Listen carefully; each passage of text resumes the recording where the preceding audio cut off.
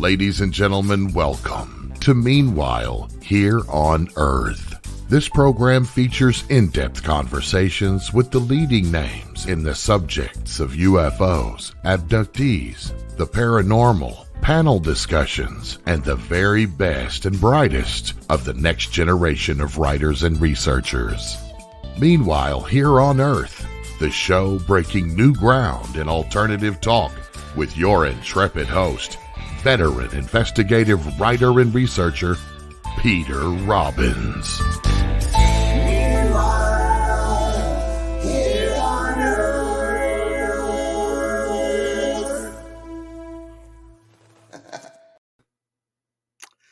Good afternoon, evening, or morning, depending on when you are tuning us in.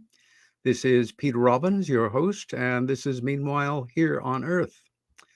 If you are watching or listening, you are doing so on KGRA Digital Broadcasting.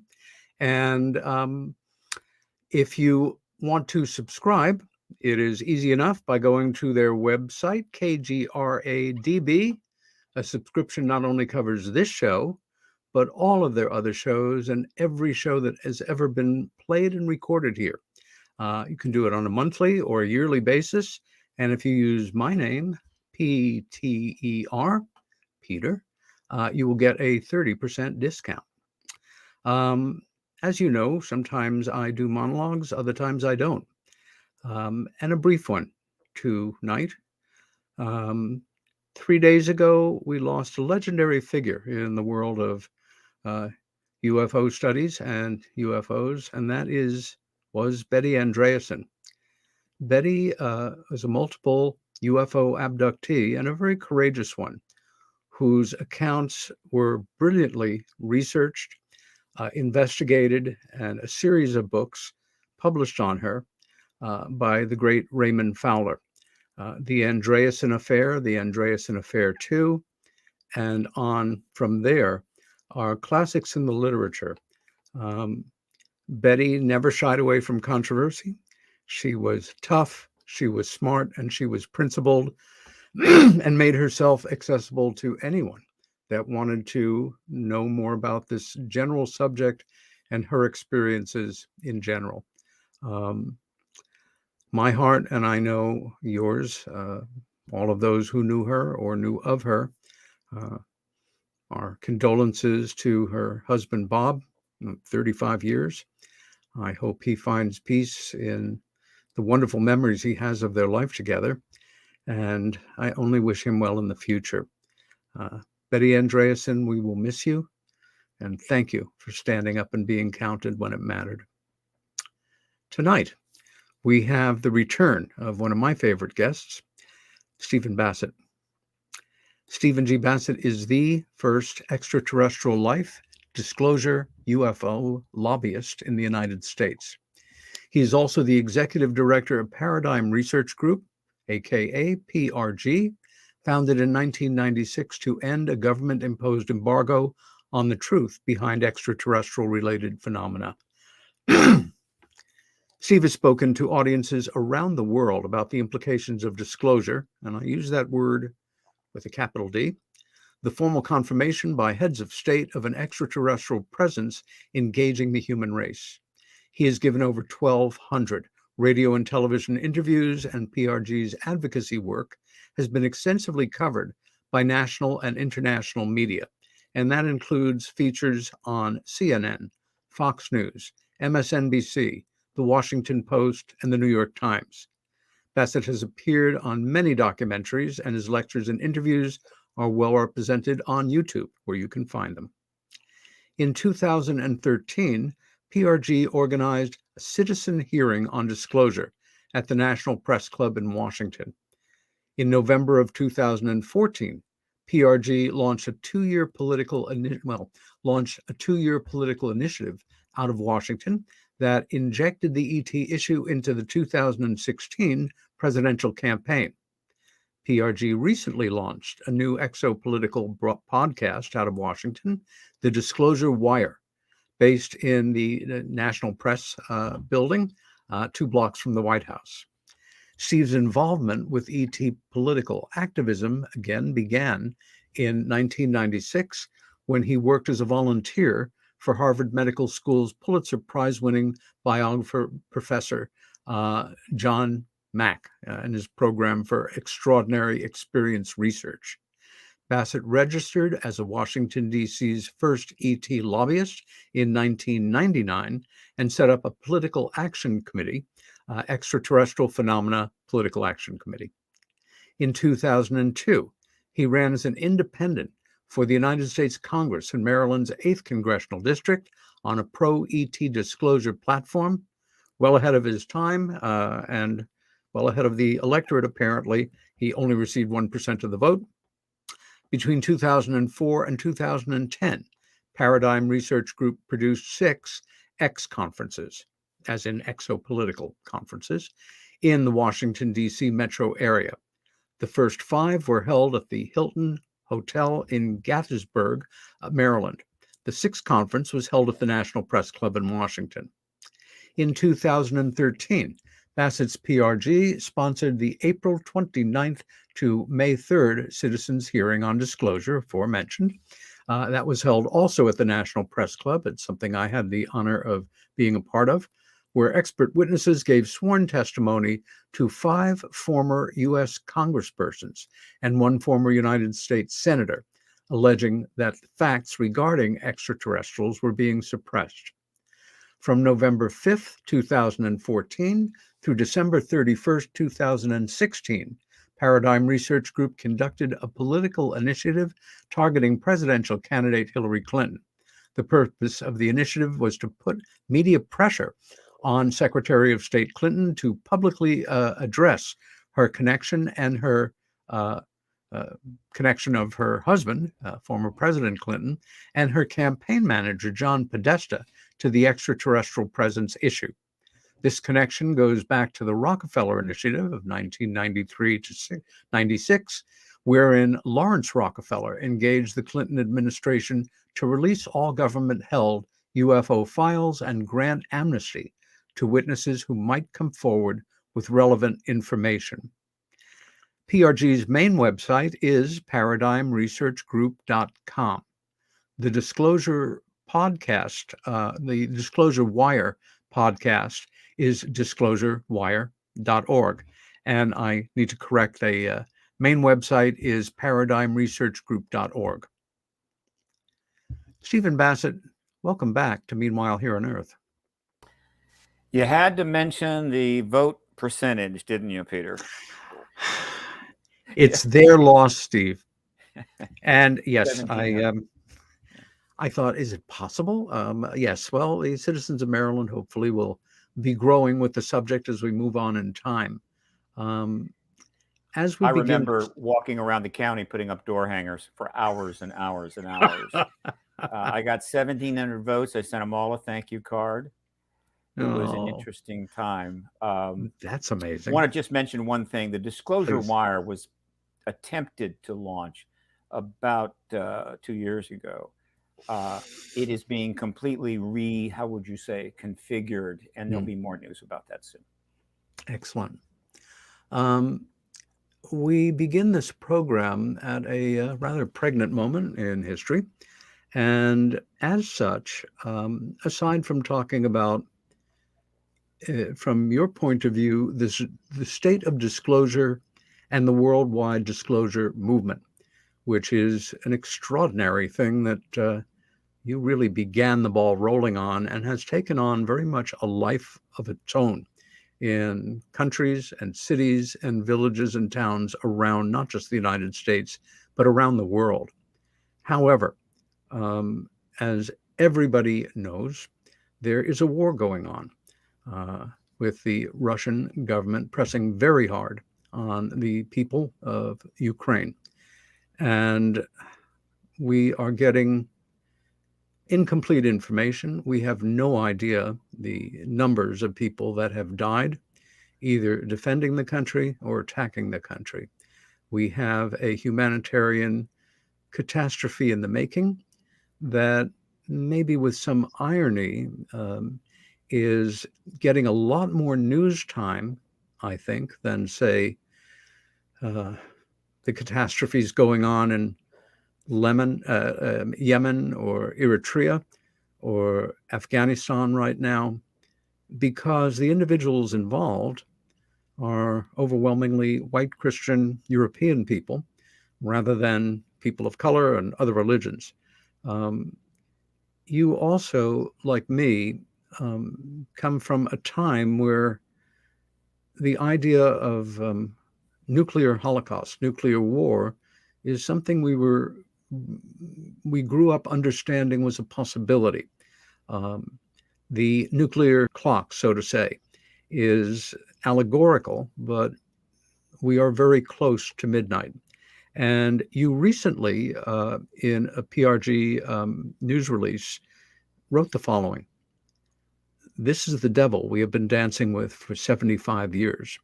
While the human race was denied the truth, it is not alone in the universe by an embargo led by the United States government. Let us hope that we will once more have a chance to stop the music." UN Secretary, and then you cite a number of subtopics.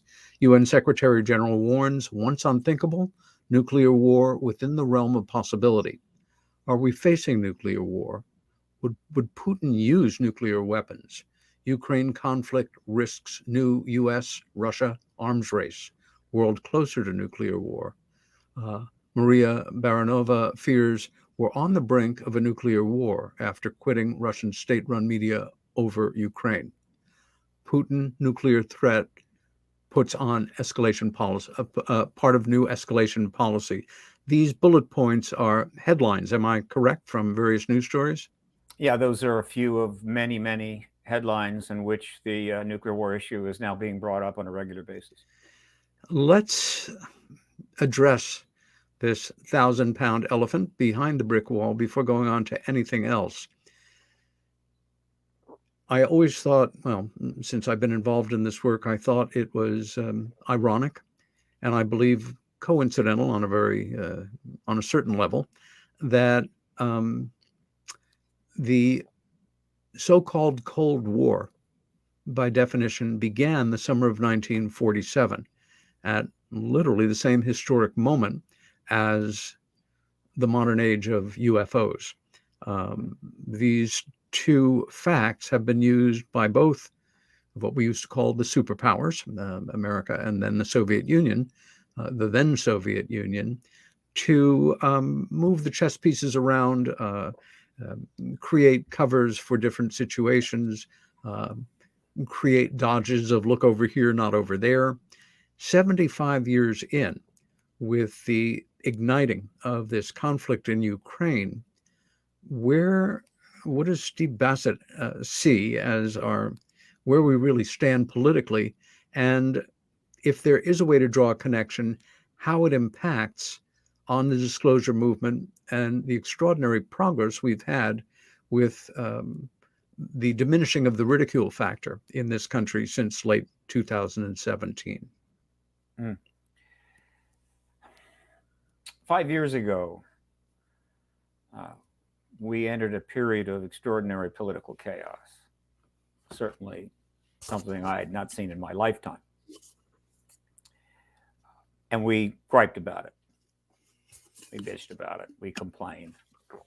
And the God of chaos said, okay. And he passed the mantle to the God of plague. And so we got a pandemic, and we complained about that a lot, and griped and moaned and bitched. And the God of pandemic said, or God of plague said, okay, you want to be that way? And he passed the baton to the God of war. And so now we have that. It has been, to say the least, an interesting 5 years. I didn't, in my wildest dreams, expect that those three things would actually be a significant factor in the progress towards disclosure when I got into the field and started my work in early in 1996. But I was making a mistake. I studied physics in college, not history. And as it happens, one of the certainly most significant facts regarding issues regarding activism at the highest level, we'll call it long form activism, is that it has to take place in the real world. And there's an excellent example for this. The civil rights movement, which is a pretty important movement, not just in the United States, there's been versions of this throughout the world, in which individuals were attempting to get the same rights and treatment, fairness, justice that others in their same society got. That really got underway after the Civil War, about 1870, 74, 5, somewhere in there, when Reconstruction broke down and things went south, literally. Right? So that essentially was, my Lord, we're talking 104, let's see, 75, 25, 47, 147 years, well, not 147 years, I'm sorry. That's essentially 90 years from the beginning of what I would call the real civil rights movement in America. Because prior to that, you had the abolition movement to end slavery. But once slavery is abolished, all right, you have a different matter altogether. That is the civil rights movement. And that did not get its core prize until 64, 65. The Civil Rights Acts. So 90 years, huge numbers of people worked in every way you can imagine to try to get those acts passed, to try to get justice for a segment of our population. That's a long time. Along the way, a lot of the people that were part of the movement were assassinated or died in other ways. Or they were ruined financially. They were certainly attacked. Obviously, many, if not the majority of all the people involved in that extraordinary movement did not live to see the Civil Rights Acts passed. But it gets worse, because during that 90 years, just among other things, you had World War I, you had World War II, you had the Korean War, Vietnam War, the Iraq War, and that's just wars that we were involved in. I think the Mexican-American War is in there somewhere as well. So they're involved in a major activist movement trying to get something very important for a large segment of the population. And meanwhile, history is just raining down upon them all of these huge, enormous obstacles, distractions. That's what history does. History just doesn't care about what you want or what your dreams are or what you need. History is the collective action of billions of people with billions of interests and organizations and power structures and countries and what have you. And it's moving forward under its own, I guess you could say, gravity. This movement is similar. The disclosure movement, as I like to call it, disclosure is the term with a capital D, and the prize is the confirmation from heads of state, which I helped to get rolling. I wasn't the only person, I assure you. It did start, I think, in 47. I think that's a very good starting point, which puts it 75 years in. 75 years is a long time, and things happen. And boy, have we seen a lot just in those 75 years. We obviously, the 47 happens just before the Korean War, which helped to escalate the tensions in the Cold War, which was sort of underway already. And then it wasn't too long after the Korean War was over that we're moving into another war that became the Vietnam War, which is a massive problem. And you know that the civil rights movement was operating during the Vietnam War very intensively. And you literally had people marching for, against the war one day, and then they're marching for civil rights the next day. And it's trying to get attention during this extraordinary time. And then as you move forward, some of the key people were assassinated. And then again, the movement continues to try to move forward to get something from the government that the government doesn't want to yield up, which is the confirmation of the ET president. And we had the Iraq War, we had 9/11. And of course, the Cold War actually came back to life. I don't think it ever went away. I like to refer to the period from 1990 to now as Cold War II. I think it definitely now deserves that name. So it's tough. it is really, really tough to do long form activism. You want to get involved in an activist project that's a little more local and you can get it done in like 6 months, maybe a year tops. Okay. Like trying to get a stoplight on a particular intersection where kids are in danger. That's the activism that you don't have to deal with historical vicissitudes, but that's not the issue we're in. And it gets worse because the disclosure movement actually, and the issue embedded in it, interacts with directly and is entwined with some of these major things that are literally interfering with the ability to get the prize. And the prize is the President of the United States is going to go at the end of Cross Hall, behind that podium, which is where a lot of the stuff is done, though they sometimes do it elsewhere, and to a whole room in the East Room full of journalists. He's going to confirm that the results of the hearings that have been going on for weeks have finally confirmed or convinced him that the extraterrestrial presence is real. This is non-human technology and non-human entities. So what does the activist do? How does a movement react to these kinds of things? And in the case of this movement, here's why it's so complicated. One of the most important things that has prevented the confirmation of the ET presence is the massive security imposed upon it and the policy of embargo by the United States. That is tied into the ET issue itself in a number of ways. One is that the ET engagement of the human race escalates in 1947 after we dropped the bombs. And I think the United States was aware of that. The United States government became aware of the ET presence no later than 47 at Roswell when they got the crash vehicle, they got the bodies. So they may have had some hints or maybe even some significant confirmation prior to that. But let's just go with 47. So I think the government kind of knows that the ET activity is somehow connected to the nuclear age, the Cold War, which is awkward for them because they feel like they've got their hands full with dealing with the nuclear threat developing in the Soviet Union with missiles and so forth. And then soon China joins in. So they're having trouble dealing with that. They really don't need non-humans also at the party. All right.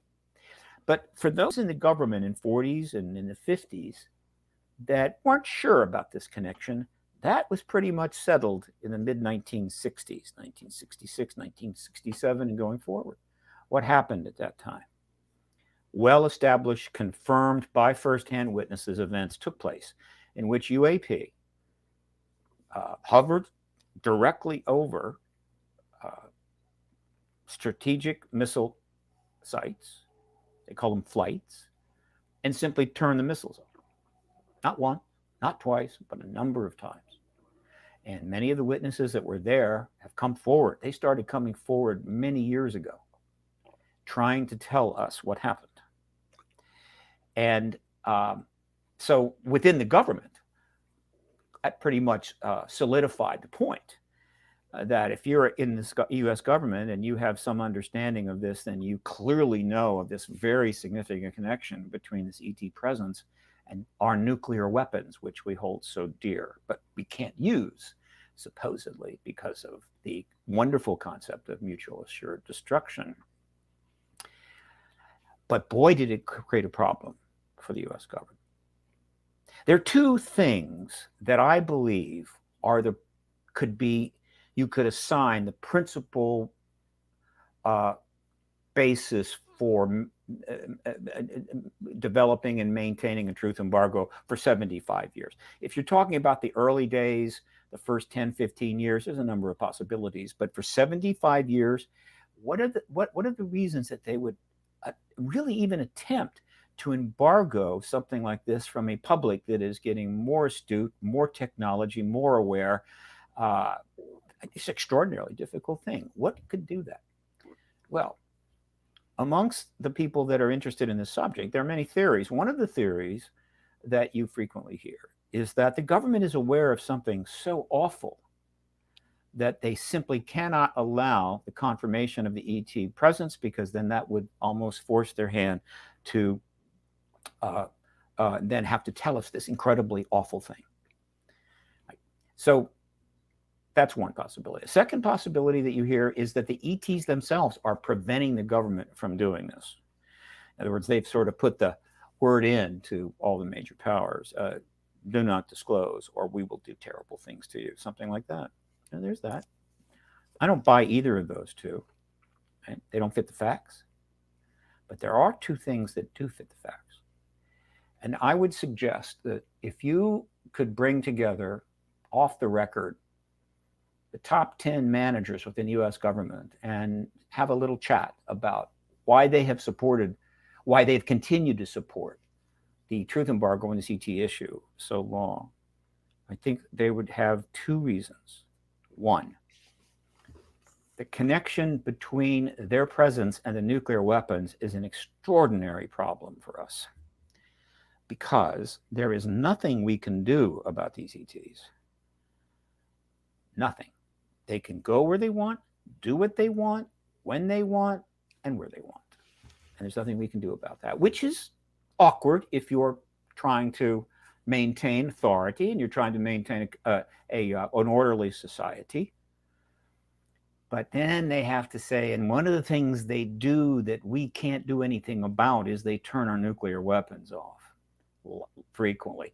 And they even turn off the Soviet weapons frequently. And then it gets worse, because on occasion or two, at least once in the US, once in the Soviet Union, they didn't turn them off. They turned them on. They set them into launch sequence so that without the keys being turned, you know, the old key thing.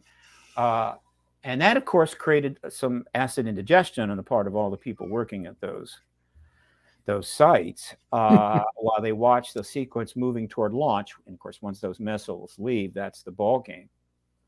And then they stopped. Boy, talk about a college prank. That's right up there. Okay. And so that is a really huge problem.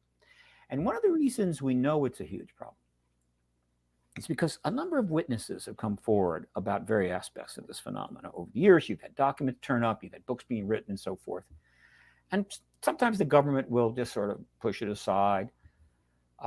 There's various ways they can kind of counter it. But when it comes to the nuclear weapons tampering evidence, if you look at the history, and Bob Salas will be happy to give you that entire history anytime you like, what the government did was nothing, meaning nothing. Don't acknowledge it, don't respond to it, don't try to argue it or disagree with the witnesses or whatever, or undermine them, their character. Just pretend they don't exist. Yep. We can't go there. We just can't go there. That's how much of a problem the nuclear connection was for the managers of the truth embargo. I'm empathetic. I really am. I'm empathetic. What are you going to say? So you just pretend the witnesses are not there. You hope the media won't go too far. The media has covered them some. They've given press conferences. The media reaction was tepid. The Congress has certainly not allowed them to testify in front of any hearings, even though this is about as good a national security matter as you could possibly come up with.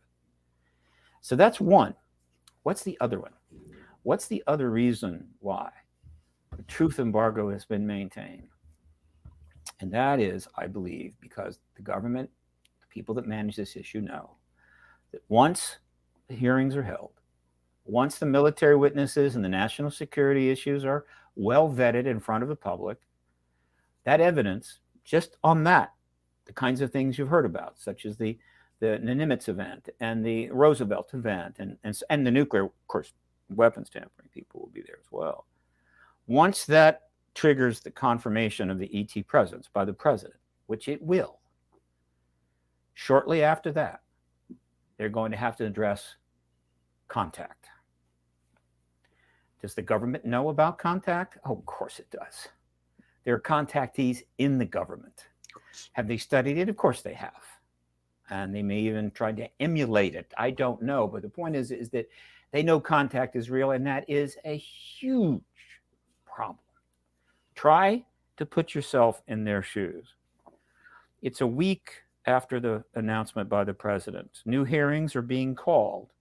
Other aspects of the phenomena are going to be addressed by various witnesses. How long do you think it's going to take for the countless number of researchers and podcasters and journalists that are now in this field to raise their hand and say, there's been an awful lot of books written by a lot of people that claim they have been in direct contact with ETs, not necessarily by invitation, and they've had a range of experience we like to call abduction and other things. You are going to call those witnesses, aren't you? That's going to happen. And they're going to have to do that. And they're going to have to say at some point to the American people, yes, we knew that there was coercive contact privately with American citizens and others, and contact that was not coercive. It might have been a mutual contact that might have not been physical, but rather in some way mental, psychic. And there's not a damn thing we could have done about it. Nothing. Boy, that is tough. See what I'm saying, Peter? Yes. That is the context that I'm trying to give you with respect to their problem in dealing with this issue, our problem in dealing with it in the historical processes underway, and you see how they connect. Let me put forward a scenario for you, Steve, and let you comment on it. There is evidence, and some of it compelling, that this phenomena was making its presence known prior to the summer of 1947. I think the best documented, most solid incident is February of 1941, the Los Angeles UFO case, 80 days after Pearl Harbor. But things began in earnest in the summer of 1947. Harry Truman, a tough, no-nonsense everyman, who became vice president by a deal that President Roosevelt did not like. He never spoke to that vice president. He informed him of nothing. In fact, it was not until the afternoon of April 12, 1945, less than an hour or so after the president had died in Warm Springs, Georgia, that the president's scientific advisor, Vannevar Bush, informed the new president, Harry Truman, of a project that had been going on for some years to develop an atomic device, the Manhattan Project. And the war ends, and this happens. Well, the president, whether or not we take the literalness of MJ-12 directly to hand, pulls together some of the most knowledgeable insiders that he has and sets up what I'll term a study group. And I think if it had been left to Truman himself, being the tough, no-nonsense son of a bitch that he was, maybe it would have lasted 6 months, and then the president would have gone on the radio and the world would have changed. Can any of us even imagine what a different world we'd be living in if this announcement had been made, say, in the autumn of 1947? I think he was prevailed upon by those around him for a number of reasons to keep the study going, because we still had no idea what we were dealing with. We had just become, in many respects, the institution that many of us dream we still were. We had helped, in great part, make the world a place where democracy might flourish. We had defeated fascism. We had done something unheard of and spent billions of dollars helping our two primary enemies rebuild their constitutions, their basic sense of ethics, and their economies. And how much trouble and war have Japan and Germany started since 1945? None. I think this comes down to the men around Truman. And these were all men, mostly middle-aged, all white, of means, and certainly of power. Imagine being one of, say, a dozen or so men in the inner cabal of the inner cabal. You are now one of history's most extraordinary secret keepers. That's got to go to your ego to a certain degree. You are one of the men the president trusts to find out what's going on. And until we are able to come to the American people, and by extension the world, to tell what we feel is the truth, We have to make this priority. Our so-called national security state, wonderfully articulated in Richard Dolan's first 2 volumes, UFOs in the National Security State. Hopefully we'll be seeing volume 2 in the next year or so. Did not begin with secrets around the atomic bomb or the development of atomic power. It began with the cover-up of the UFO situation, the flying saucer situation, if you will. And if one visualizes an oyster and a pearl and how a pearl forms, a piece of sand gets in there, it irritates the oyster and it builds up a calcification. And the more calcification, the less painful. The result is something called a pearl. Real pearls are irregularly shaped. We prize them for their beauty, their luster, whatever. That pearl, that monster calcified object, is at the dead center of our national security state. And I would pose that we're not really dealing so much with national security, and I don't mean to play with words here, but national insecurity, and the insecurity of the power brokers. Once this comes out, they lose a certain amount of cachet, to put it mildly. Their insider status is woefully spread out around the world. We will all be insiders. I think there is a reticence generation after generation to let that go. There is this culture of being one of those core secret keepers. These are the names often we don't know, or we don't know that it's them. Most of them are appointed, not elected. Some of the positions are literally inherited. Also, I think Truman could have gone forward on his own, but we live in a different world now. A president on his own or her own would be faced with much more challenges than they used to about doing this without consulting and networking with pretty much every world leader, leaders in the fields of economics, science, religion, philosophy, transportation, you name it. It's going to impact all areas of life, petrochemical industry. Plus, it would mean that whoever were to go up there, if it were possible, on one's own rather than coordinating it with world leaders going on television at a key time, timed, around the world. That president, this president, the next president, the past president, in saying, my fellow Americans, it's my solemn duty to let you know that since 1947, we have been aware, blah, blah, blah. That brings up another touchy situation, which is this inner circle, a very elite club of ex-presidents, former presidents, and the families of past and passed away presidents. It would mean directly that every single president of the United States, since and including Harry Truman, whatever their party affiliation, whatever they're leaning to the left or right, is an unindicted co-conspirator in the greatest cover-up and lie in human history. And at that level of the game, all of those differences drop away from members of that elite club. I don't think any president would want to be the one to make that assertion. Anyway, I'm going on here, but for me, again, that hearkening back to October of 1938 and Orson Welles' brilliant radio rendition of War of the Worlds, and how we see it creep up in documents, authentic, declassified, over the years that followed, fear of mass panic. How do you feel this plays into the modern world? Taking it from any place that I was rambling on about? Well, you raised quite a few areas there, but let me take some issue with you.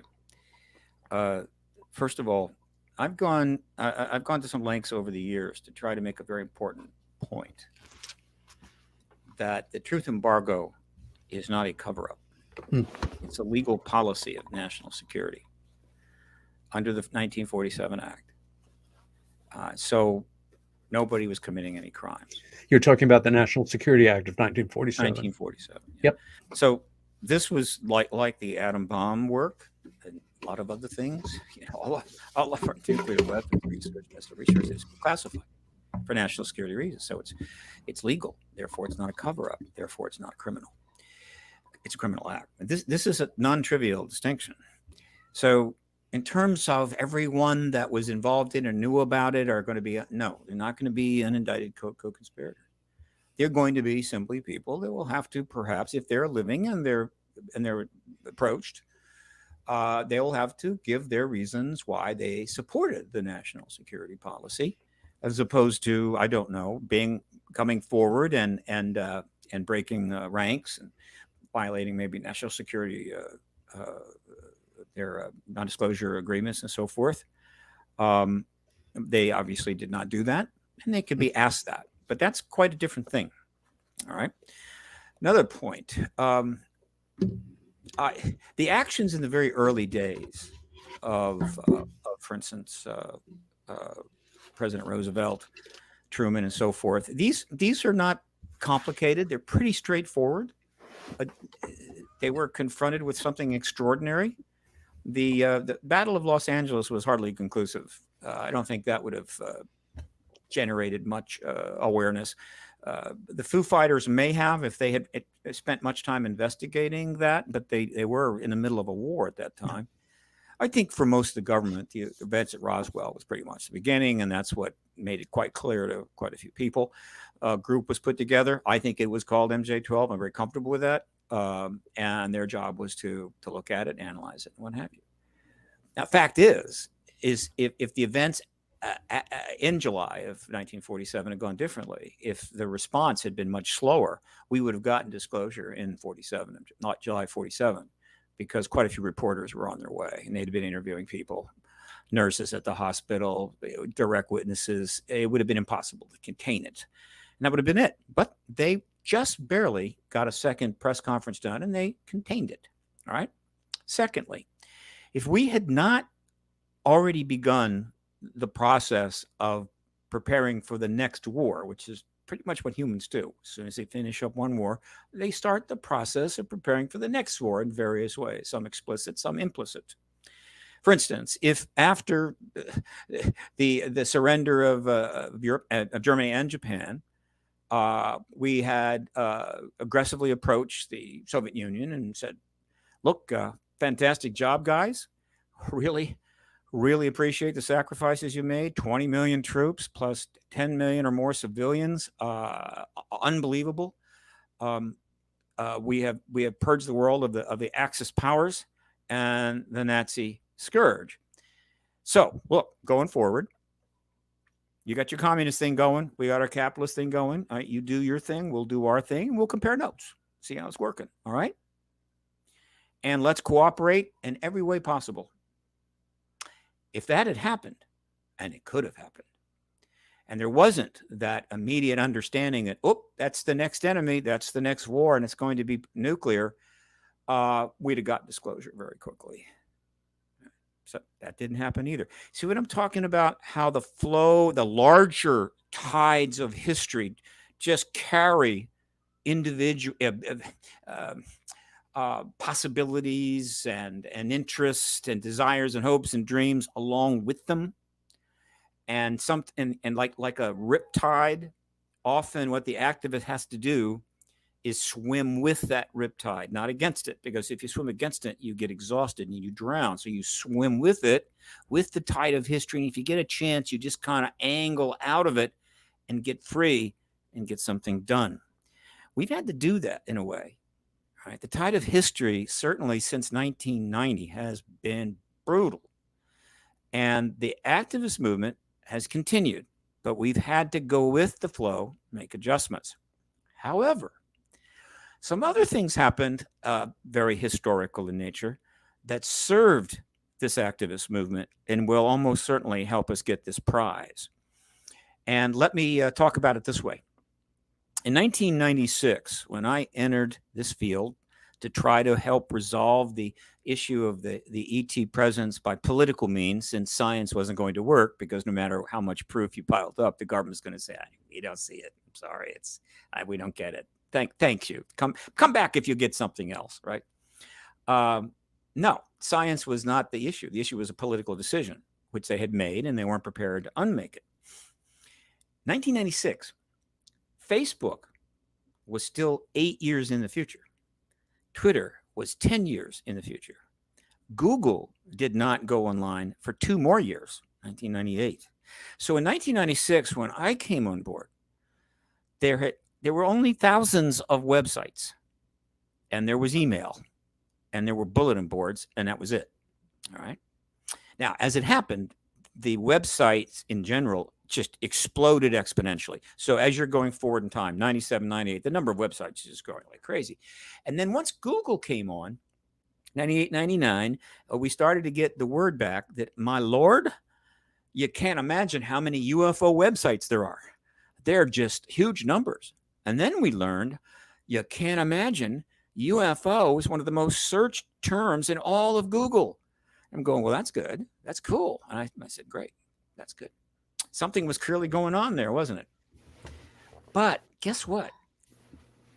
Having a UFO website doesn't mean you can interact with people all over the world. No, you just got a website. Someone's got to find it. All right. And so if they Google it and they find it and they get interested in it, and they may then bookmark it or something. All right. That's not all that dynamic. However, they could find it and email a friend and say, hey, look, I just saw this site. You should check it out. Here's an URL. That's 1998, 1999, 2000. Okay. And we're moving forward, and we're taking advantage of this extraordinary, unprecedented technological achievement. Right? We're not talking this isn't like the combustion engine. This is way bigger than that. And we used it. And I made a website. Probably everybody I know had a website. It was a really crude website, I'll tell you. And I upgraded it, but many years later. Point is, I had a website and I sent people there. But then something else started happening, right? Because there was radio. And that was another way people could learn about this subject. They could listen to some radio shows. And there were a few, not a lot. But again, that's spreading the word. Okay. And then somebody came up with the idea of internet broadcasting, which started out slow, but eventually became broadcast.com. And that not only allowed you to broadcast over the internet, but it also allowed you to archive other actual radio shows, which is what Art Bell did. So now people could talk about the issue on radio, and then it would be archived, and they could go back and look at it and refer it and spread it. And so that increased the, how would you say, connectivity, the presence of the UAP issue. But then in 2004, Facebook showed up, and then Twitter showed up, and things changed big time. Because now, not just web pages, Facebook pages that you could share instantly, and messaging, which you could simply contact somebody all over the world through your Facebook. And then Twitter shows up. And so the UFO arena starts to fill up these spaces. Huge presence on Facebook. Huge presence. It starts to develop a huge presence, and that's evolving. But this is an interconnective, dynamic reality in which everybody engaged in this issue can connect with people all over the world on this issue, back and forth. They can argue, they can debate, they can insult each other, whatever. But the UAP issue, the ET reality, is now globally dynamic. And that's great. We took advantage of that, and we continue to move forward, which is to say that the work of the activists and the researchers combined with these technological developments was putting more and more pressure on the truth embargo. Yeah. And then the piece de resistance, podcasts show up. Because not only was internet technology increasing and improving, so were camera technologies and microphone technologies. Better, cheaper, available to all. And before you know it, it seemed like the whole world went into the broadcasting business. And you got podcasts that can be viewed or listened to from people all over the world. All they need to do is have the URL, which gives huge numbers of people the ability now to go and give you their opinion, not in a text message, not in an email, but here I am in my office, and you interview me, or I'm giving my thoughts. Then they're interviewing other people, and the dynamic really starts to spread and grow fast. Until not too long ago, one relatively successful podcaster with 30 million viewers gets $200 million for going behind a paywall at Spotify. That's how powerful it was. And that's not the end of this. And so this dynamic, which has now entrenched the UAP issue in all of this technology forever, worldwide, is now become like the background radiation that they discovered many years ago, that remnants of the Big Bang, which is everywhere you look. There's this background radiation. They were able to use that and calculate what they thought was when our universe began. Well, guess what? That's how the UAP issue now. It's everywhere. It's background radiation. What does that mean? It means that this idea that somebody in the DOD is going to come up with a clever maneuver and they're going to push everything back in a box, or the politicians are going to revolt and say this is ridiculous, or anything like happened in 1969 that is not going to happen. We are headed towards disclosure. Nothing can stop. A nuclear war could stop it. I admit a nuclear war could interrupt disclosure, but frankly, after the war is over, I imagine a couple of surviving heads of state would go, "Hey, what the hell? What does it matter anymore? ETs are here; they've always been here, and we surely wish they had stopped that war, but they didn't." So, this idea that we're going to go backwards is not going to happen, and this interacting global communicative dynamic is going to get bigger and bigger and bigger, unless we launch EMT devices all over the world and blow all the circuits out and go back to the Stone Age, which is another topic we could discuss. So we've won some and we've lost some, but ultimately we win. All right. This technology makes it absolutely impossible for the government to continue to maintain this. Now, recently, a little kerfuffle developed because Christopher Mellon and Luis Elizondo interpreted some developments over at the DOD, where apparently they kind of muttering about saying, look, any of these things that are going to come out of these reports that the recent acts called for will be classified. I'm still not sure about that, but they're already getting, if it's true, they're already getting a lot of blowback. That's not going to sell, right? It's not going to happen. They can try, but it's not going to happen. Because the entire internet world, the podcast world, is going to descend on them like a plague of locusts and drive them crazy until they come before the horde and go, "Oh, we're so sorry. We're so sorry. We don't really want to classify that stuff. We'll give you the reports as requested." That's where we are now. 75 years in. We're on the cusp of disclosure. And yet, do I think it's going to happen tomorrow? No. Why? Because the latest historical development is war in Europe. And it's a big deal. It is extremely dangerous. You raised a good point before. Putin has made a number of mistakes here. He's, in fact, made a blunder of historic proportions, which is the kind of blunder you generally just never survive. Meaning that when you make a blunder like this as an autocrat, you're deposed. And that's ultimately where this is heading, unless something dramatic happens, right? But how can I put this? One of the mistakes he made, amongst many, is that he created a massive refugee crisis of white people with blue-eyed and blonde hair. Big mistake. There have been similar crises. Syria and Aleppo comes to mind. 7 million in that area were displaced, but they were of the wrong color. And our media just didn't quite hang in there, right? I understand the world is what it is, right? The world is what it is. It's wrong, and the media even knows it. But that's just the facts of life. It's like, okay, we've covered it for a while. It's time to move on. Not this time. If they could, they would interview every single mother that has been forced to leave the Ukraine at the border and their kids. And every story will be told, not only at the border, but they're telling them in the cities themselves.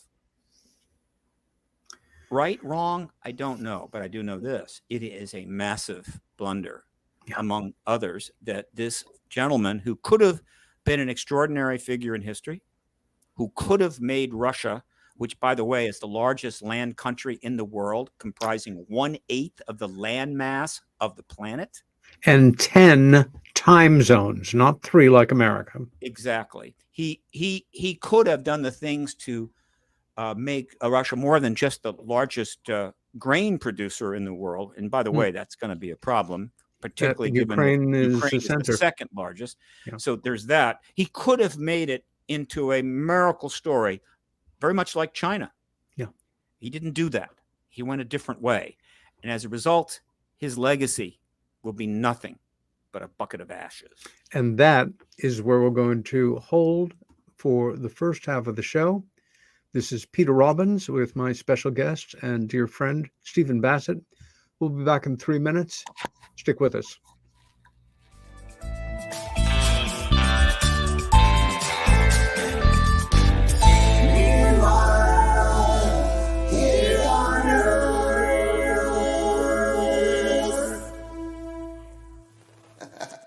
Hey members, the new KGRA-DB app is now available on iOS and Android devices. Gain on-demand access to any KGRA-DB programming. Download any show directly to your mobile device to listen or watch on the go. Go to the App Store and search KGRA-DB.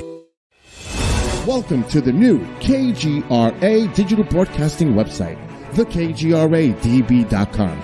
Here you'll find great new content, including the KGRA Classics, great shows from our archives. You'll be able to see the show times and information so you can see what show is currently on air. The on-air live button, so just go to this section and you'll be able to hear the show live with exceptional sound quality. We also have the Vault section. Make sure to subscribe to get access to great content and special features. We have the make content for our latest news and events, so make sure to sign up and you can be part of our forum. So make sure to check out the new KGRA digital broadcasting website, thekgradb.com. We look forward to seeing you there, and we hope that you enjoy the new website.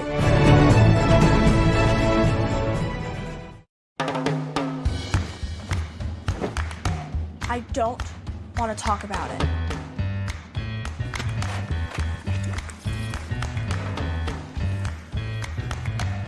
I don't want to talk about it.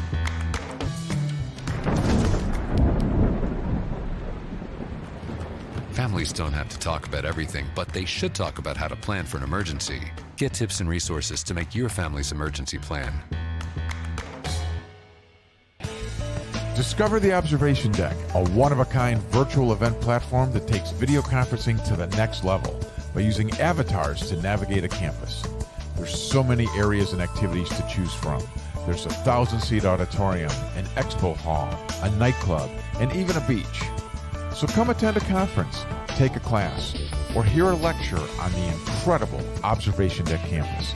Go to theobservationdk.com.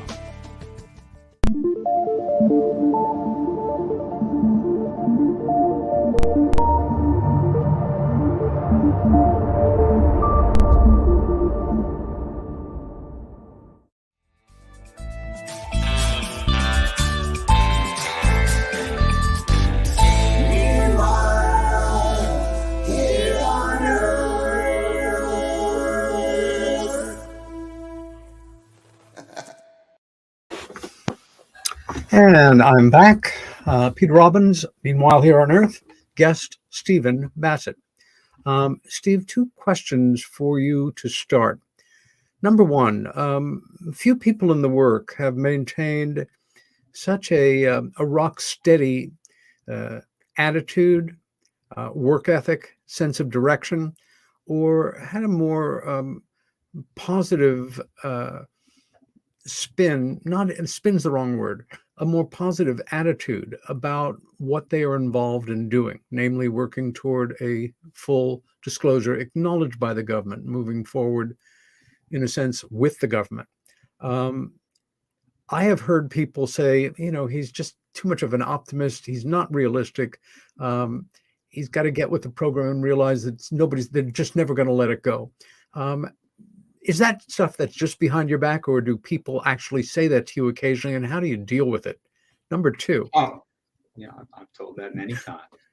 Number two. Am I a cockeyed Actually, optimist? I'll hold number two and address that first question. Yeah, a foolish optimist.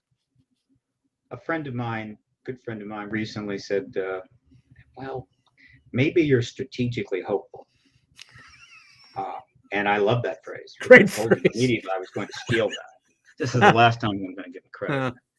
But Joe, sorry, but what can I say? It's too good a phrase. Got to be mine. Look, it's really not complicated. If you want to be an activist, you don't have to be. If you want to be an activist, and you're seeking a change, you're seeking something. It's always from authority. Generally, an activism is always about authority. You're trying to get the government to do something, federal government, state government, the city government, whatever. And sometimes you're trying to get nations literally to do things together. If you're going to be an activist, then you have to, one, define why the hell you're doing it, why the hell anybody should care, why they should get involved, why they should fund it and support it. Which means you have to explain where you're going, and I call that the prize. You have to explain what is the prize of this activism. When the women were seeking the right to vote, they started the suffrage movement. It was really very simple. They wanted an amendment that gave them the right to vote. It wasn't complicated, right? Real simple. And that's what they wanted. And they went and they got it, okay? Now, there was a lot of other things women at that time needed, but they defined that goal and they got it. Every activist movement has to have a prize. We didn't have that. When I got into the field in 96, it was basically years and years and years of trying to come up with enough evidence and people would finally say, you proved it. Yeah, you're right. Yeah, as ET's here. And the government wasn't going to support it, wasn't going to agree. The academic world had been shut out because the truth embargo was very effective with the academic. Bless their hearts, not the most courageous people in the world. Journalists sort of understood they had to kind of keep a certain distance.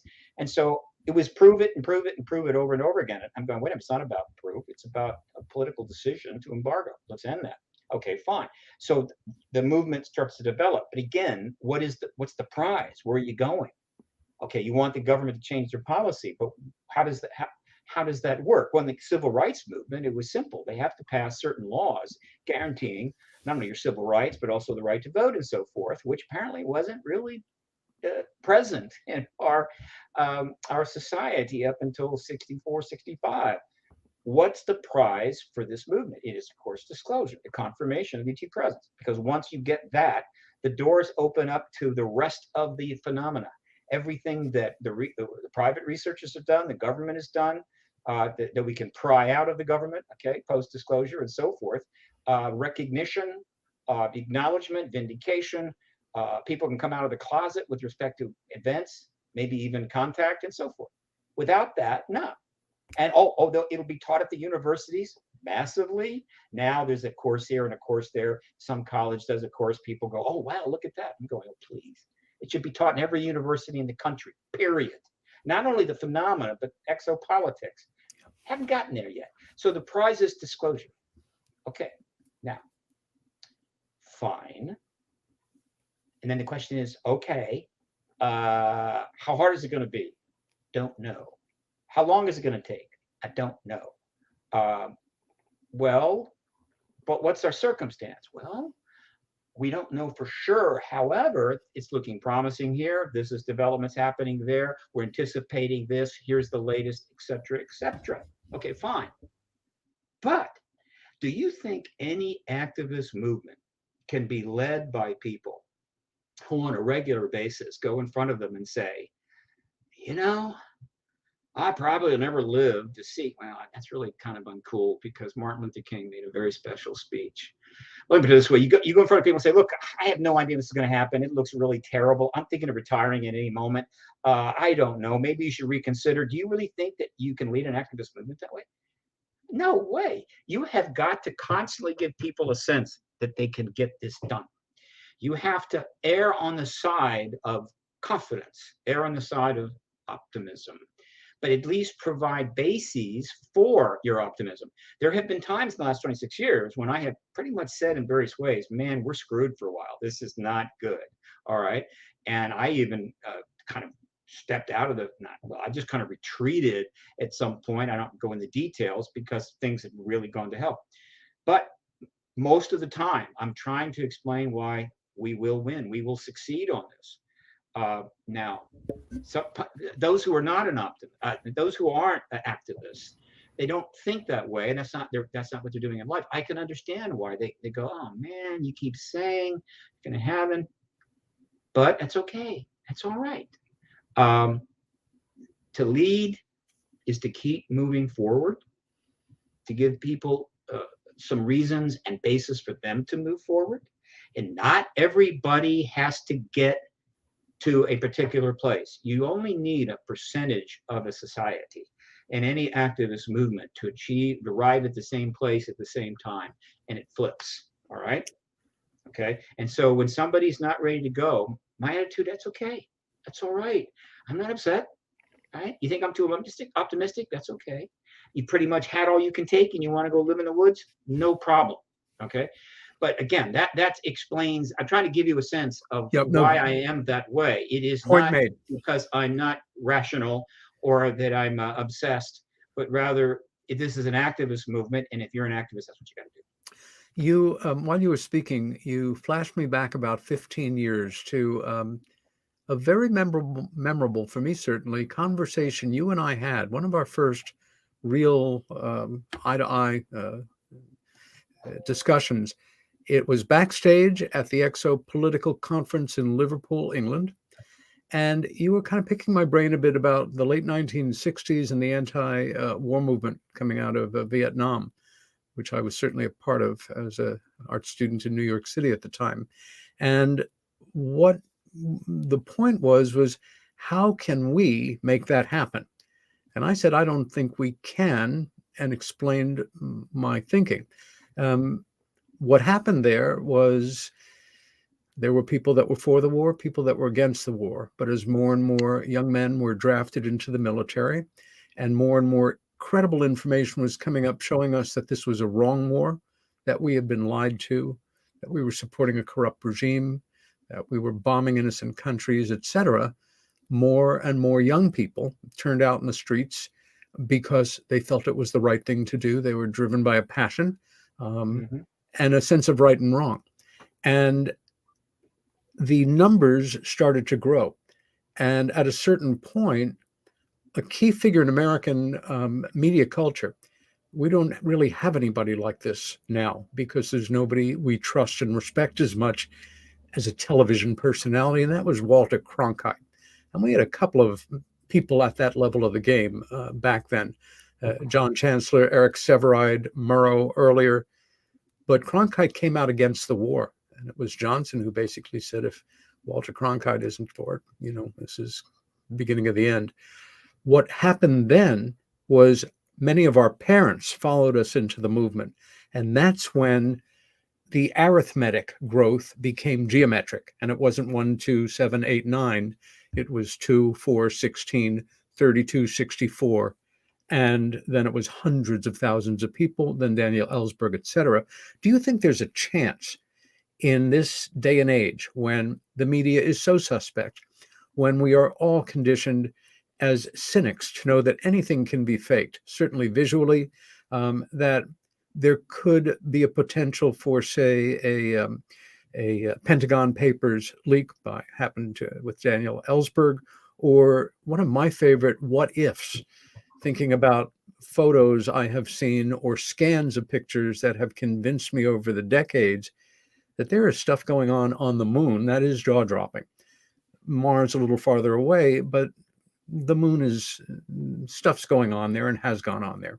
That if a battery of photographs that were gilt-edged somehow, and I'm just grabbing a straw here, that they broke out and were certified by the scientific establishment. Do you see any kind of widget or MacGuffin, as Hitchcock used to refer to that plot point thing, that could trigger that acceleration toward disclosure? Theoretically, yes, there have been some things that have come out. But this is a different situation. Well, it's different in one way and the same in another. The Vietnam War was a catastrophe. It was evil. It was war, right? But unfortunately, we were part of it. And I think we were on the wrong side in a sense. I think both sides had their issues. I'm going to do something here and interrupt you mid-sentence just to point of clarification. I agree with everything you've said, but I knew young men, and now I know older men, who didn't do what I did. They felt it was their responsibility. They believed what they were told. They served their country as honorably as they could in what they felt was an honorable cause.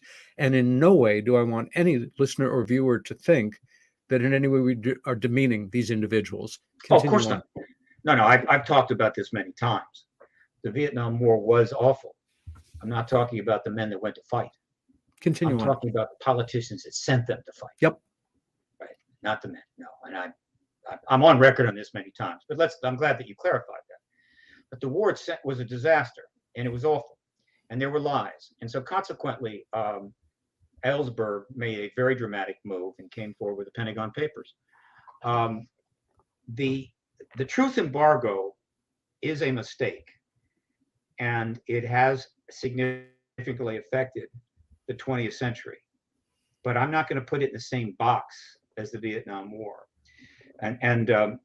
And so the idea that there would be a Daniel Ellsberg, I don't think so. I think that inside government, those who are inclined to have us get the truth on this don't see the decision in the same way that certainly Ellsberg saw things. This is a national security matter at huge implications. The policy was originated for national security reasons. It's probably gone on a bit too long. There hasn't been a lot of bloodshed. It may have been a little bit, but not much. And in complex ways, it may have affected human history that in ways that ultimately we viewed as negative. But no, we're not. This is not a good comparison. All right. Now, there have been some leaks in this issue, though.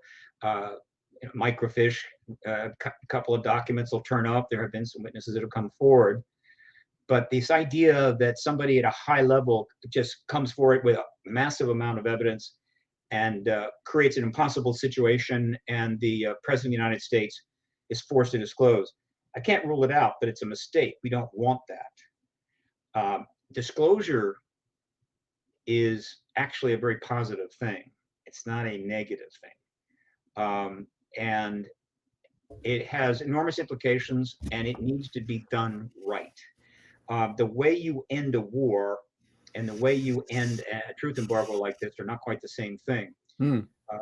We need to end this embargo in a responsible way, minimal damage, minimal disruption, a lot of participation, a lot of transparency, which is why we need to have hearings for witnesses.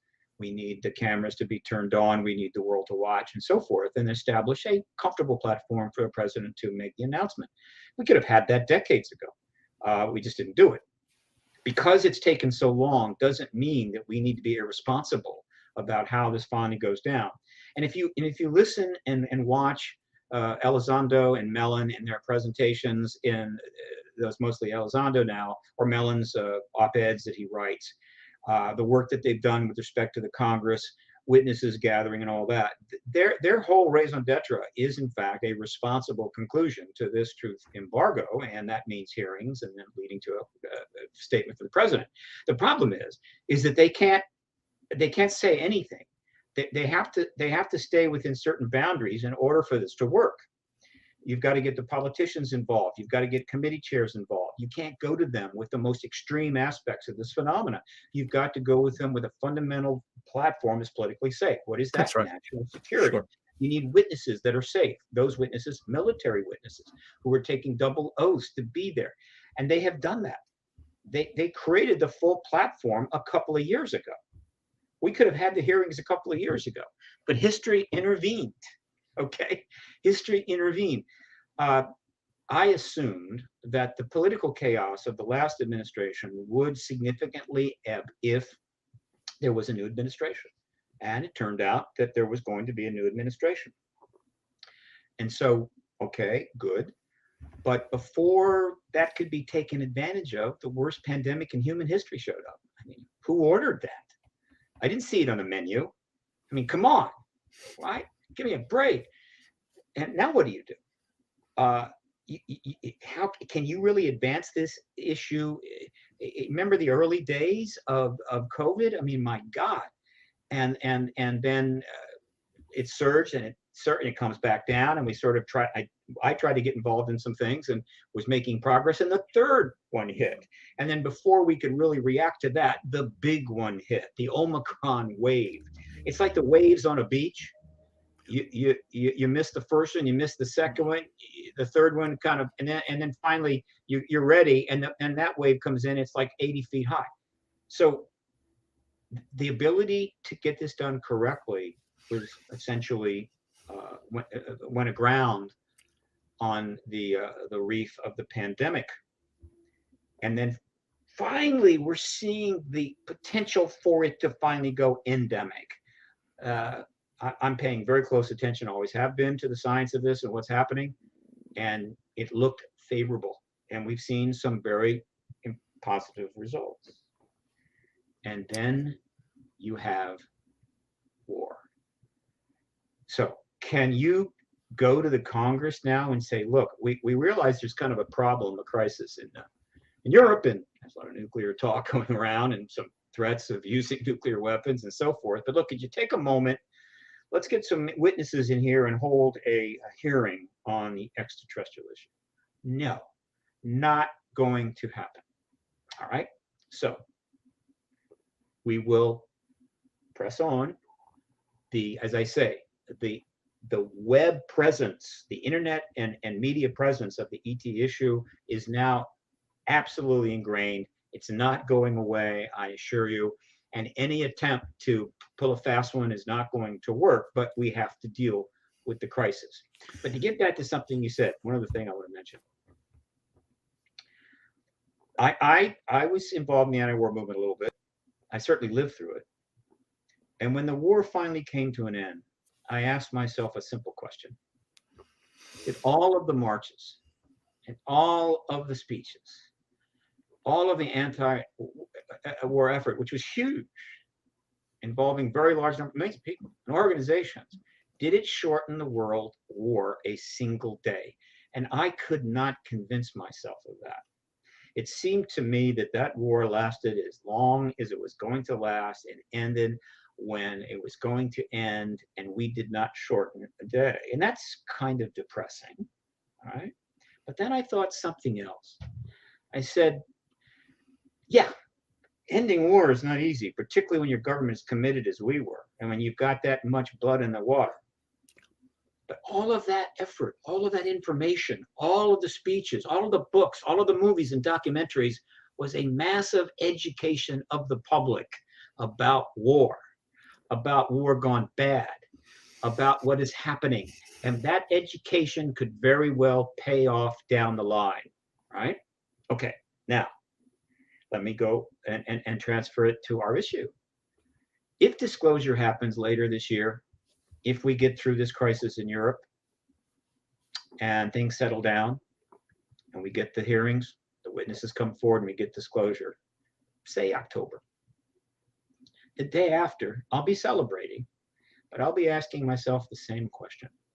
Did all of this effort, going all the way back to 47, with Heineck, Rubin, NICAP, KUFOR, MUFON, APRA, all the researchers, and then the activists, did it shorten the truth embargo a single day? And I'm not sure I could convince myself of that. But even though that may be the case, the amount of education that was given to the world by the researchers and the journalists and the activists and the filmmakers, decade after decade, prepared them for that day, prepared them for disclosure, prepared them to deal with it once it comes, to provide perspective. that's worth something too. And so none of this will be in vain, I assure you. So that's my response to that, something you said earlier. Let me turn a small corner here and take us into another facet of the diamond. There are two forces at play behind the scenes, behind the expressions that inform a lot of us civilians and a lot of people in government and a lot of people in private life.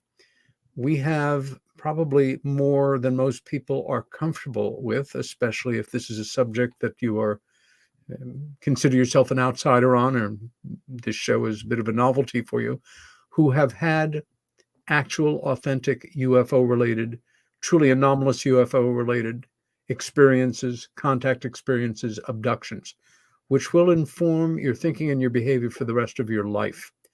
Some of them are highly placed in the military. Some of them are elected officials in the House and the Senate. Some of them are local officials. Some of them are bureaucrats. And this is something, it's a very personal thing. Many of them don't share these things, but it is going to impact on their decision-making and on the way they handle themselves.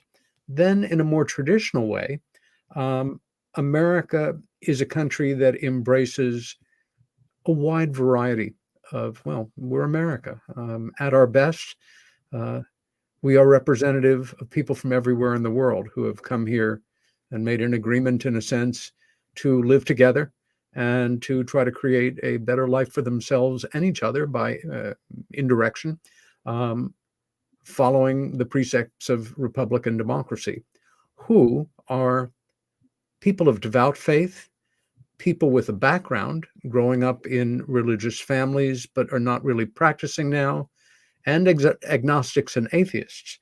Among our friends and colleagues and associates of people of faith are people who take their religious teachings very literally.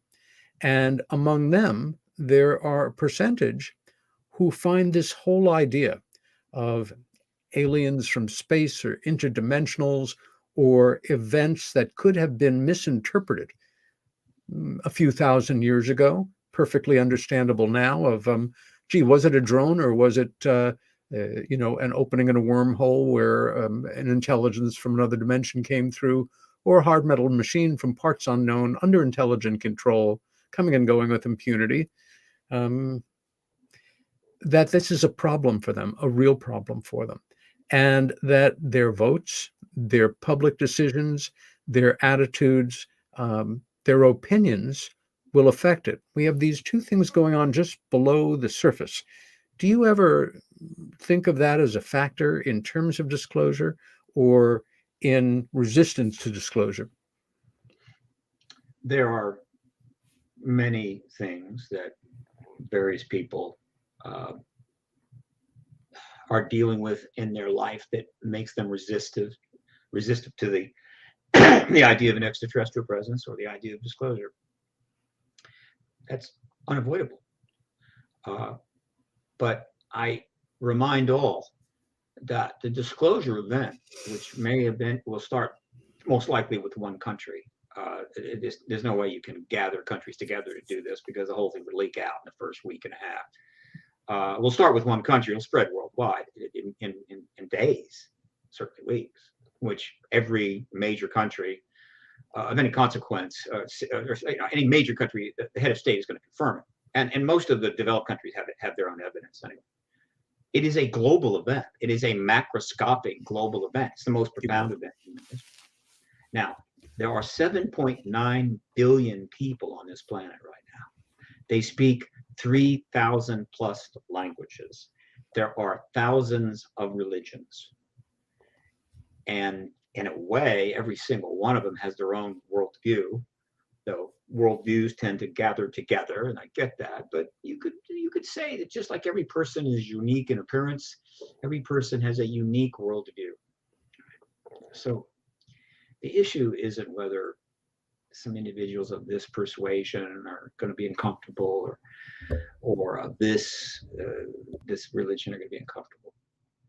this is an event of such magnitude that it transcends religion, politics, economics, personal biases.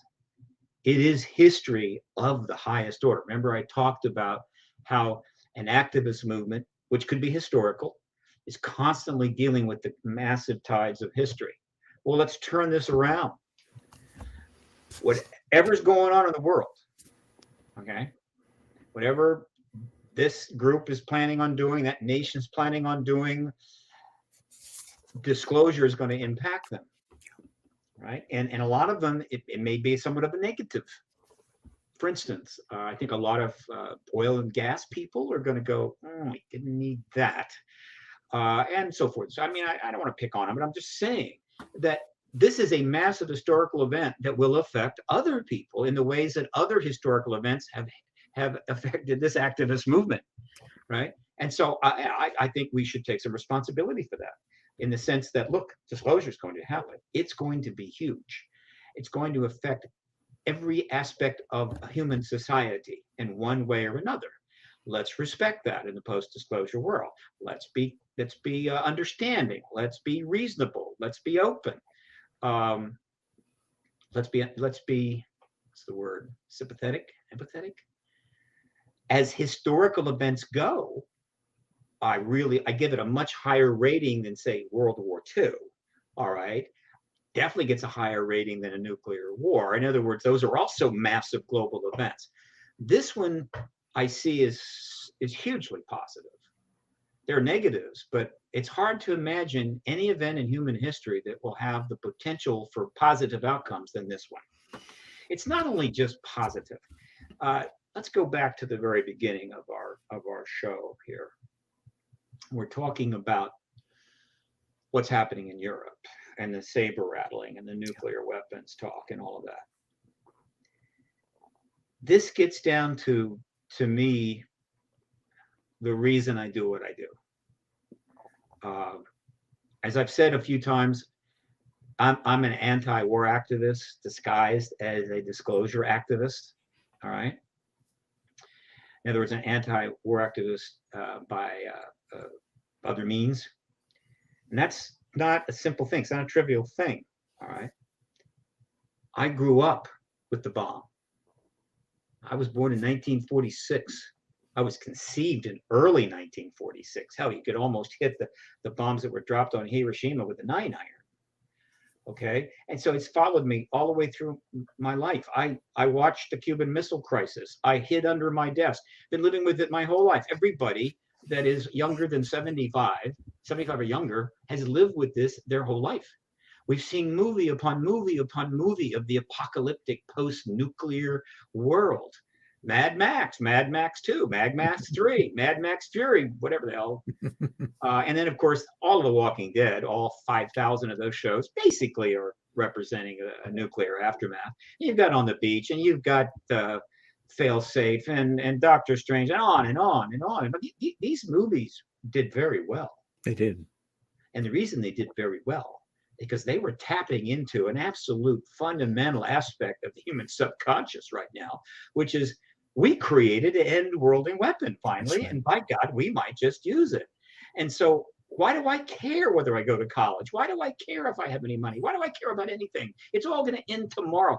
That's not a good vibe to try to live a productive life. And that's what we've lived with for 75 years. Okay, fine. And so there are people out there that are in the anti-nuke movement, the nuclear anti-proliferation movement. They're not having a great deal of success. We were able to get from 85,000 nukes down to 13,000. Turns out we only need about 1,000 to pretty much end the world. But hey, it's progress. So things are not going well in that area. In fact, in the last 10, 20 years, it's gone terrible, right? It's almost as if we forgot about it. Nukes, what can you do, right? Boys will be boys. We're finding out what boys can be, all right? And so here we are in a situation where at any time, a movement toward DEFCON 1 could take place. And it's worse than the Cuban Missile Crisis because the Cuban Missile Crisis was simple. It was checkers. Russia, Soviet Union wants to put nukes in Cuba. Not going to happen. Where are they? They're on a boat. Okay, how long will it take to get here? About 4 or 5 days. All right, we got a plan. Let's come up with an idea. All right, blockade, whatever. And they did this, they did that. It was over in 13 days. This is 3-dimensional, 4-dimensional chess. There's more countries. There's as many countries involved in this situation as there were in World War I. Guns of August, right? There's so many different things that could happen that could escalate this, right? There was a fellow was interviewed on Real Time with Bill Maher. His name escapes me. He's a well-known nuclear physicist scientist, and he was talking aggressively about the issue of the risk of nuclear war. And he reminded us of something I was reminding people of 20 years ago. We didn't account for all the nuclear weapons. We didn't account for all the nuclear material at the end of the Cold War, right? We really don't know what's out there. We don't say that a lot because nobody wants to hear that, but it's the truth. And I was impressed that this guy said it at this time, meaning there are nukes, we don't know where they are. Right? There's nuclear material, we don't know where. Stuff in other words, even the unknown unknowns. There's probably material we never knew existed. And so the possibility of it turning up could happen in any day. We need to be incredibly vigilant and not invade any countries, but we have. And so, okay, that's the situation. But then, okay, keep in mind that one of the most important things, as I said, in this issue is the nuclear weapons tampering. The ETs have been sending us a message. That's what the witnesses believe. That's what I believe. It's not, oh, we can turn your weapons off. Ha, ha, ha. No. Or, yes, be afraid of us. We are capable of turning your weapons off. We are the gods of nuclear. No, that's not what they're doing. They're sending a message. Why in the hell do you have these things? Do you intend to use them on yourself? You're not going to use them on us. Please don't spend trillions of dollars on these freaking weapons because you're going to use them on us. That's funny. We laugh at that. We can turn them off like that. All right. So there's this message. But have they fully intervened? Have they forced disclosure? No. Have they stopped any other wars? No. And so it's not clear what their complex relationship is with our trajectory in this. Some people believe they'll turn them all off if we launch them. We launch several hundred. That's what would happen. Several hundred will be launched almost immediately if there's a nuclear war. They just fly in, turn them all off, turn them into hunks of metal, and they just fall into the ocean. They could do that, maybe, hopefully. Would they? We don't know. We don't know that. And so, what's going on here? Well, my theory is pretty straightforward. They have a plan. They could destroy the whole planet. That would solve the problem, but that would be kind of nasty. They could force disclosure, which would be very disruptive, but then it would lead to a discussion. Or they can help advance the disclosure process so that we do it, we disclose, we acknowledge, we then educate ourselves, and then they can go into open contact with us. Because that would be not so disruptive. It would be appropriate. It would be responsible, like disclosure has to be. And then they can have a discussion, and I think I know what that discussion is. Okay. You've acknowledged we're here. We got a lot of cool technology. But one of the reasons we've been so intensely engaged the last 75 years is because we know you're going to have starships pretty soon, right? We follow your physics probably closer than you are. And you're probably thinking you're going to build those starships and put some of those nukes on and fly on out in the galaxy. And that's not going to happen. We would be insane to let you put nukes on a starship and fly out into the galaxy. We've seen your record. We've seen your report card. And so what's the point of this? The point is this. If you want to come play with us, you got to get rid of the nukes, all of the nukes. All right. If you don't want to, fine. If you want to blow yourself up, fine. But understand, you're never leaving the planet in a ship that can go star to star with those nukes. In other words, I have felt for 20 years that disclosure is the solution to what seems an utterly unsolvable problem. How in the world can this planet and these nations actually get rid of their nuclear war weapons before they use them based upon everything we know? I don't see how it's even remotely possible. I just don't. I don't think there's a chance in hell we could pull that off. However, as they use in the European theaters of the 12th and 13th century, the deus ex machina, the ETs become the deus ex machina, the God in the machine. We've been following you for a long time. We know what you're doing. It's a stupid thing. It's fixable, but we got to talk. But first you got to disclose, then we talk. And so it's conceivable. And I'm happy to go in front of our audience at Harvard and talk about this. Only Harvard right now is only in the business of looking for ET stuff out there in space. That's as far as they've gotten in 75 years, right? But, you know, at least they're doing something. Exactly, under leadership of Avi Loeb. Here's my point. I believe that disclosure leads to open contact, and open contact leads to the ultimate problem we have, not global warming. That ain't it, okay? I'm sorry, right? People are worked up about that. I get it, but who cares what the sea level is post 1,000 nuclear weapon targets, okay? Who gives a damn what the sea level is? Post-disclosure leads to open contact. Open contact leads to the basis by which we finally get rid of these weapons. That is what is the point of this.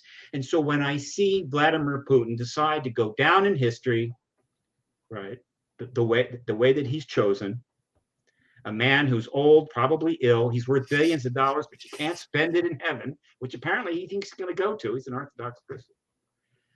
Putting us at nuclear risk right now, it's a little frustrating because we came so close on several occasions to maybe getting this done. But then history pushed it forward and pushed it forward again and again and again, and pandemics and political chaos. And now we're faced with this. And it's a little irritating. It's like being in a 75-year marathon, right? And you're almost to the finish line, and somebody jumps out of the crowd and shoot you in the butt with a shotgun. You know, it's a little frustrating, and you just fall down. You don't cross the line. So let me not overstate this. That is what's involved here. It has always been involved here. There is a huge, vast array of issues and concepts and technology and even extraordinary things connected to the ET reality. I get it, right? Skinwalker Ranch, Blind Frog Ranch, whatever the hell. I get it's okay. And one day we should learn about that. But first, we have to prevent ourselves from blowing the planet up. You see, because nothing else matters after that. So that's where I'm coming from, and I'm getting more intense about it. I'm not too bad tonight, but about, I don't know, a week ago, I gave an interview and I pretty much went full crazy. I hope that doesn't get around much, but I hope people could appreciate why I'm kind of intense here. Okay. I mean, I've talked to the nuclear weapons tampering witnesses. I've read the books. I've seen the documentary. I know that has happened. The New York Times hasn't quite gone there yet, but they've gone pretty far. They need to keep going. Yes, they have. Right. And so I'm just going to keep pushing that and pushing that and pushing that. I'm trying to, I put an op-ed in the New York Times. They declined. I'm going to go to the Washington Post next, and then I'll go to the Hill. I'll go to Washington Times.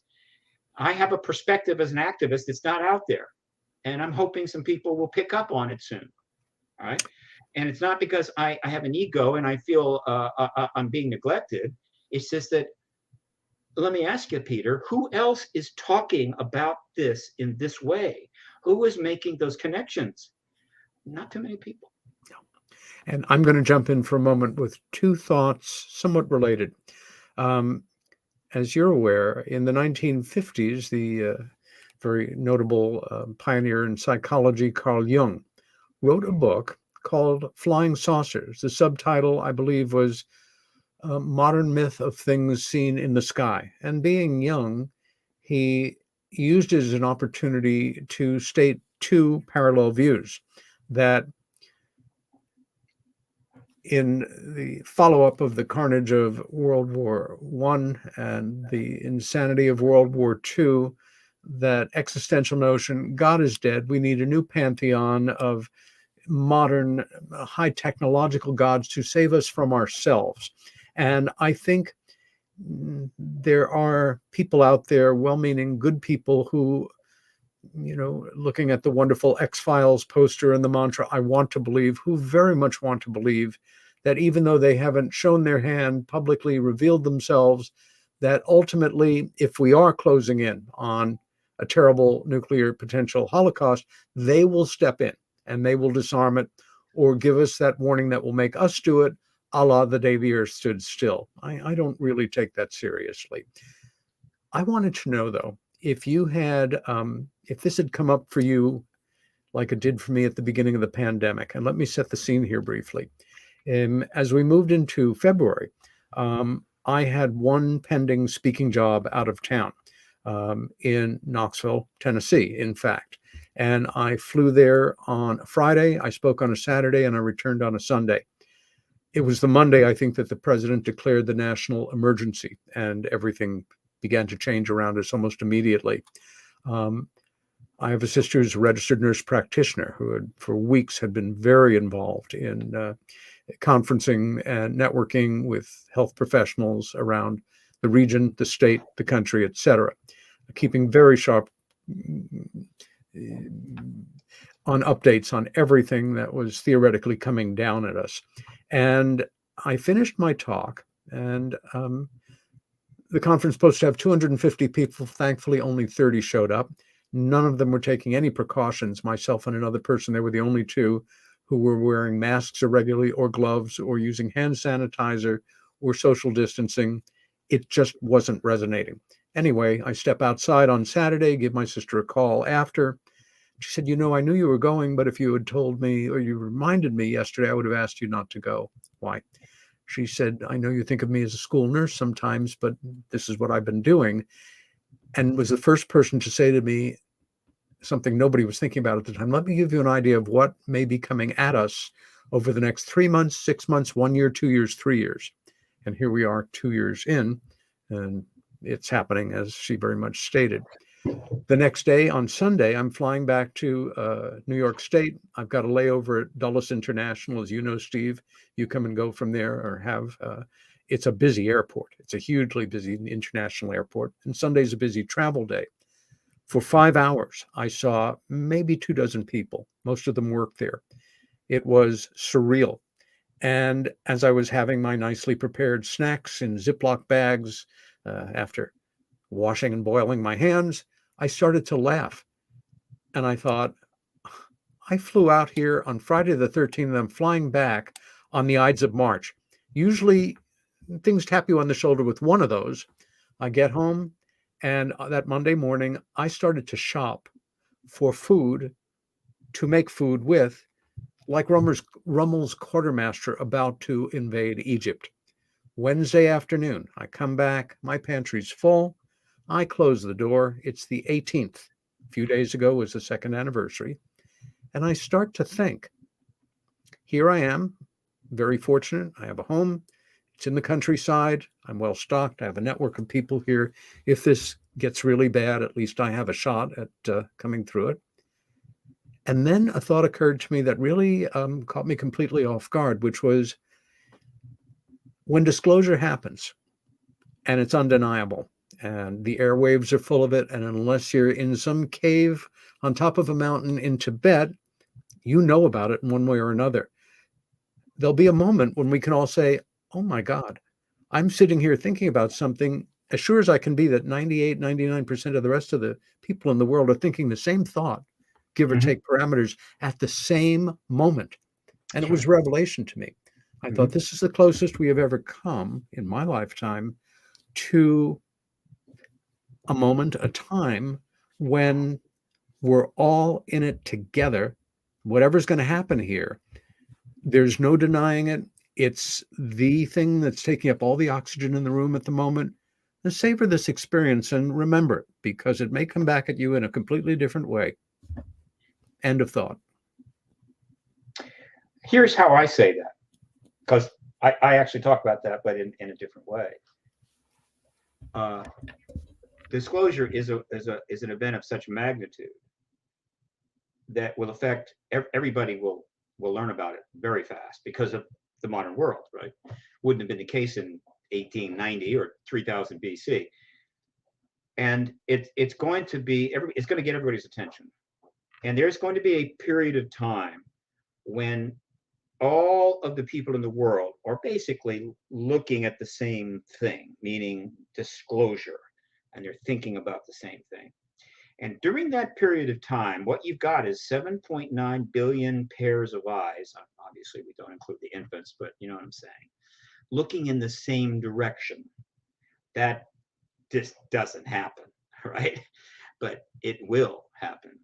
And therefore, it is during that extraordinary period where if you can put something in front of them, all 7.9 billion pairs of eyes, and say, look, this is something we need to do. In other words, a lecture, right? Just imagine you're giving a lecture and you got 7.9 billion people in the audience. Now, obviously, you definitely want to be good. The point is that that's how that opens a door for change of a magnitude that we're simply not unable to contemplate right now. It's beyond anything remotely has ever happened. How much can we present to the world when the world is all looking in the same direction now? And some people are going to take advantage of that and go, perhaps, and go, wow, everybody's looking the same direction. Let me get up on the stage and sell them a bill of goods. Let me sell them some real estate in the Antarctic or whatever the hell. But I think we've got enough, how would you say, ability now to interact and so forth, that I think that's not going to happen much. I think people that make that attempt are going to find it goes very badly for them. So the era of reform, the era of change may begin at that point, and we may see a reformist era in human history unlike anything we've ever seen. And we may fix a lot of things. Again, one of the things we have to fix is the nuclear weapons thing. Period. We just have to, fix that. It's like a family that lives in a home and there's a 5,000-pound bomb unexploded in the basement, and they've just learned to live with it. Can go off at any time, but what can you do, right? It's like we close the door to the basement. We never go down there. That would be kind of stupid, wouldn't it? Well, that's exactly what And so we're on the same page, Peter. We need something that gets the attention of everybody at the same time, in a way. And also, it's not just anything, like a giant, say, 100-mile wide meteor coming in. Obviously, that would get people's attention. I'm talking about something that has profound implications that are very positive. We need something like that. And this is it. There isn't anything else, right? Even remotely capable of that. There's 7.9 billion people on this planet at a time when if even one of those 7.9 billion people get their hands on a tactical nuke, and for whatever the reason, just because they're just having a bad day, decide to drive it to the center of Washington, D.C. and set it off. Just one of the 7.9. And people say, well, who would do that? Hey, talk to people that have been at a theater or a restaurant when somebody came in with a gun with high volume ammunition or high capacity ammunition and ask them what people are capable of doing. This is an asymmetric situation that has got to be fixed, and fixed soon. And so, again, it comes down to the same thing. Can we think big enough? Can we do what is necessary to finish this activist movement? What more can we do? We're doing a hell of a lot, right? And I'm not dissatisfied. I mean, there's so many positives out there. I'm following all the news, and I know what most people are doing. And again, if it wasn't for a pandemic and this war in Europe, I think we'd have probably been there. I think we'd have had it probably a year and a half ago. All right. But it is what it is. Am I worried that we'll lose track? No. And I told you why. The UAP issue now is virtually in the background radiation. It's everywhere. It'll never go away. So it's just a matter of tidying up, trying to avoid a calamity here, get to a place where we can finally end this truth embargo. And let me make this and put it this way. Let's say that some sort of detente is reached in the Ukraine, in which I don't know. There's a truce, and some of the troops are pulled back, cities are destroyed, and people are thought, well, at least we'll stop killing each other, and then maybe we can talk a little bit later. And it's still a mess. It's awful. It's still a tragedy, but it's kind of it just kind of cools down for a while. And in that interlude, a president of a major nation, possibly ours, based on some hearings that were held and a lot of scores of witnesses coming forward, is able to finally confirm the ET presence. And now the whole world knows we're not alone in the universe. There's multiple ET civilizations that are engaging us, even perhaps in the ancient past. We have a galaxy in front of us. And then somebody raises their hand and says, when are we going to reignite the war in Europe again? You know, we've been kind of standing down for almost 3 or 4 months. We need to start the artillery. Let's get going. Let's start killing people again. And I believe people are going to say, what in the hell are you talking about? Are you serious? Really? Were you paying attention here? Now, this sounds kind of silly, but it's not. We may very well have an interlude in this war. We actually have to have, because if it keeps escalating, somebody's going to do something stupid. And if we have that interlude, we could have those hearings. We could get disclosure. This is not silly. This is actually a very realistic possibility. Well, another realistic possibility, which doesn't seem possible, is we have had a missing time experience, Steve. And you have 90 seconds left to sum up before I go into our closing. ParadigmResearchGroup.org. I have some announcements hopefully coming a little later this year about my work, which is, I think, going to be helpful. All I can say, folks, is hope for the best, plan for the worst, and never give up the prize.